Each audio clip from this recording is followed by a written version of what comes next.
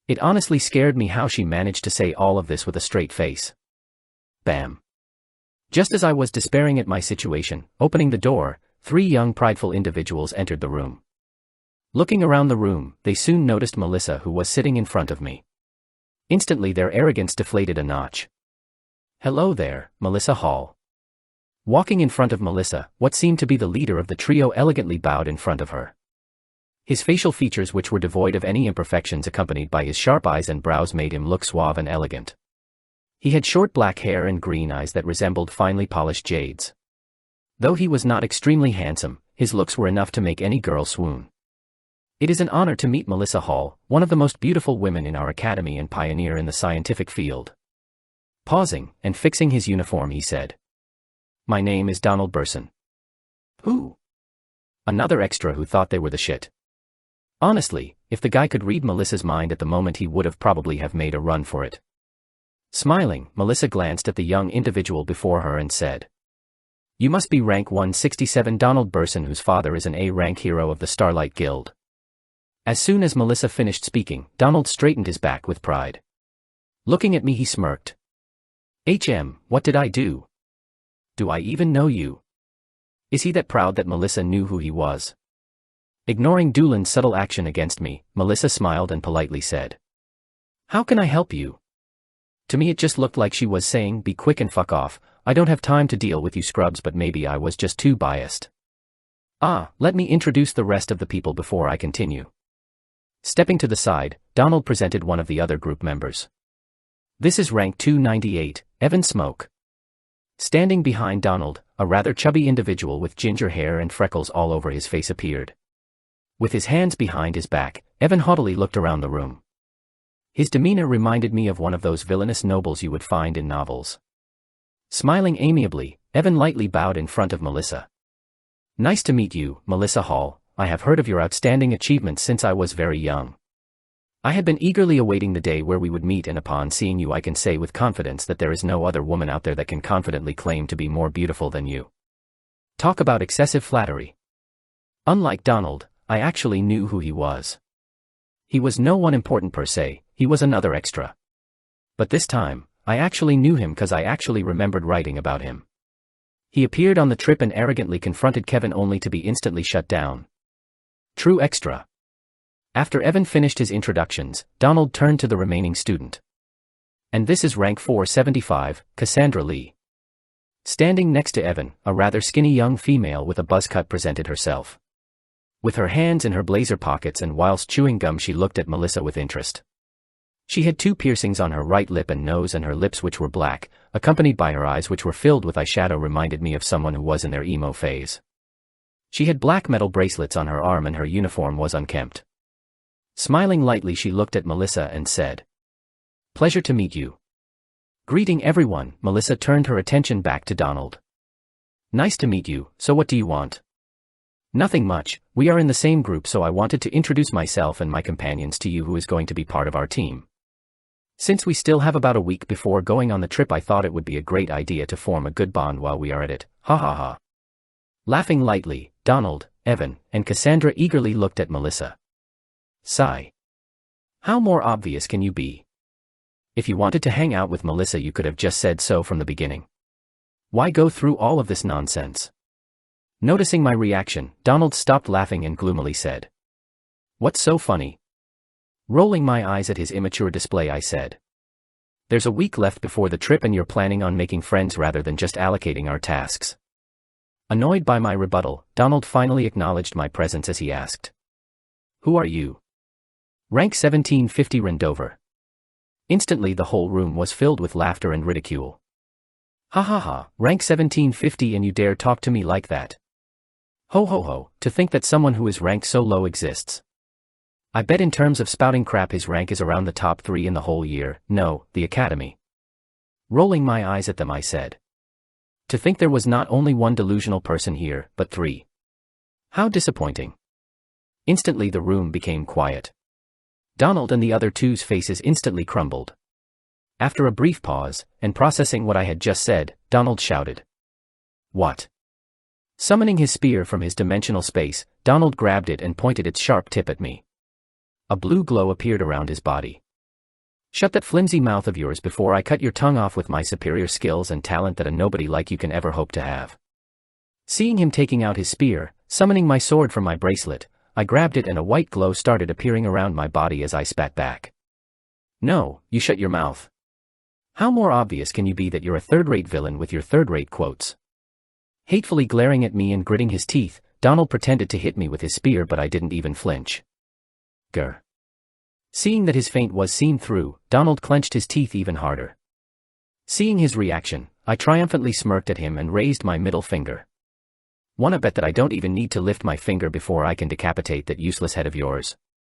You bastard. Finally snapping after hearing my comment, Donald prepared to stab me for real. But before he could do that, he heard an annoyed sigh coming from behind him. Sigh. Is it fun to waste time like this? Sitting on the table, Melissa covered her face with her hands. Melissa. Stopping, Donald and the rest looked at Melissa, who seemed to be in an extremely bad mood. Why are you all acting like children? But he started it. Snapping at him, Melissa looked at Donald in utter disgust. What? Are you some kind of child? He started this, he started that. Do you know how many fucks I give about that? Raising her hand, she did an "oh" sign with her fingers and said. Absolutely zero. Being berated by Melissa, the rest lowered their heads in shame. If it was anyone else they would have probably fought back, but since it was Melissa they could only suck it up. Every time someone tried to talk they would immediately be glared at by Melissa, shutting them up instantly. Clicking her tongue, Melissa continued. Stop flapping those useless mouths of yours and do the work. We were asked to talk about our work. I had come with the expectations that the people in my group would be regular humans, but it seems like I was paired up with a bunch of useless chickens and buffoons that can only dance around wildly yapping their mouths nonstop. Frankly, shut up. Your mere existence is annoying me. BB. Raising her hand to stop them from talking, Melissa glared at them and said. Don't want to hear it. If you want to do me a favor, just stop breathing. You'll be plenty useful then. Hee hee. Seeing the trio's deflated looks, I couldn't help but laugh lightly. Karma got them good. And you, why are you smiling? Yes, you are the most useless of the lot, and yet you dare enjoy this like it's some sort of show. But. Shut up, and follow their example and stop breathing. Shutting up, I inwardly clicked my tongue and stopped talking. Talking back wasn't worth it. I was pretty sure she realized I was making fun of them from the beginning, and thus why she was glaring at me the hardest. Turning my head right, the first thing that caught my sight was the trio smirking in my direction. Seemingly enjoying my predicament. Squinting my eyes at them, I made a mental note to myself. It seems like 3 more names will be added to my long list of people who I should beat up. Just you wait. I will definitely turn those smiles upside down. Sigh, alright, let's get this over with. Seeing that everyone had started to become more obedient, Melissa sat back on her seat, crossed her legs, and looked through the tasks which we were supposed to do. It had to be noted that she was the only one sitting, as the rest of us were still standing with our backs straight, not daring to utter a single word. You will be responsible for the first task. Pointing at Cassandra and Evan, Melissa apathetically spoke as she allocated their task, not caring for their opinion. You will be responsible for the second task, whilst I will do the third task alone. Looking to my left, my eyes met Donald's. Our eyes both screamed, hell no, but we just pretended to smile at each other in a friendly manner. The groups were Cassandra and Evan for task 1, me and Donald for task 2, and Melissa for task 3. I wanted to rebuke so badly, but I didn't dare to. I'm sure Donald shared the same sentiment as me, but we were both too scared of Melissa to dare speak out our thoughts. Alright, I've wasted enough time babysitting the lot of you. I am heading back now, I have better things to do. Throwing the group ticket away, Melissa stood up and left the room. Right after her, everyone else left the room, me included. Staring at the now darkening sky, I let out an exhausted sigh. This was going to be a long trip. The Author's POV. Chapter 51, Eve before the trip, 1. Prior to the first cataclysm, science dictated the natural laws of the world. Phenomenons such as the creation of the universe, the extinction of dinosaurs, the life cycle of planets, everything was explained through the usage of science. Yet, as soon as manna came into the world, things that science dictated to be impossible became possible. Summoning fireballs, splitting mountains, turning invisible, running at speeds that the naked eye couldn't see. Despite how much scientists tried to rack their brains around it, they couldn't explain such phenomenons. The world's standards changed. What we previously thought we knew had to be reviewed. That was because of the existence of a new index. Mana. In 2015, Dmitry Morlov, a scientist of Russian descent, proposed a new scientific branch called magic. Magic used to be a word to describe petty tricks that fooled the human eyes, yet now Dmitry Morlov proposed for it to become a new scientific branch that stood with the likes of physics, chemistry, and biology. At first, all major political authorities disagreed. How could they suddenly change the system that they had been using for centuries? They thought that as time passed they would be able to incorporate the existence of mana into the current scientific standards. But as time passed and people learned more about mana, their ideology changed, and finally in 2032 magic was approved as a new scientific branch. Magical research. This was the name of the class I was currently headed to. It was also the class that Assistant Professor Gilbert von Dexteroy taught. The secret head of the blood supremacist group that dominated the academy alongside the two other major groups, Noblesse and Empire's Sword. Despite there being many factions inside of the academy, blood supremacist, Noblesse, and Empire's Sword were the ones that had the most influence and members. The Noblesse faction had a similar concept to blood supremacist in the fact that they only accepted people with certain statuses. However, in contrast to them, they weren't as radical. They didn't despise people just because of their lineage and wealth. Most of the members in Noblesse didn't even get to choose to join the faction as it was decided beforehand by their parents. Emma and Melissa too were forced to join because of their parents' influence. If everything went according to the plotline, during the last month of their second year, they would both be elected as the heads of the faction. Lastly, there was Empire's Sword. Unlike the other major faction, Empire's Sword didn't select members based on their lineage or status. It only focused on individual strength. In order to enter, you must prove that you were worthy of holding their name.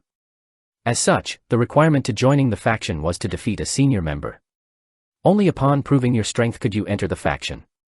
Ranks within the faction were also determined by strength, with the head of the faction being the current rank 1 of the third year. Those were the three major factions, and fortunately for me, I managed to avoid getting on their radar, allowing me to have a fairly carefree life. Despite the fact that being in a faction had many perks, it also came with many disadvantages. Most notably the fact that you had less time for yourself. Because I was quite behind the rest of the protagonists when I had reincarnated in this world, I needed all the time I could spare to train myself so that I could catch up to them. Because of how talented they were, catching up to them was not going to be an easy task. A month and a half had passed since reincarnating in this world and I wasn't even close to surpassing Emma, whose rank was currently E-, let alone Kevin, the main protagonist, whose rank was E+, borderline D-. Simply put, I did not have time to waste on hidden politics. Fortunately, as if God had heeded my prayer, now that Elijah was found to be a villain, my elective was suspended indefinitely, granting me more time to train. With the potions that Melissa has made for me, my training speed has seen a massive boost. If things kept going at this speed, it wouldn't take too long for me to reach the F rank. Whistling happily, I headed to my class in a good mood. However, my good mood only lasted for a split second, because as soon as I stepped outside of my dorm I caught sight of something that I didn't want to see. Not so far from where I was standing, I could see first and second years glaring at each other. Some were even close to resorting to physical violence. If not for their friends holding them back, a fight would have already broken out. The conflicts within the academy were slowly getting out of control. It had gotten to the point that even innocent bystanders were starting to get swept into the conflict. I could no longer walk without worrying about my safety.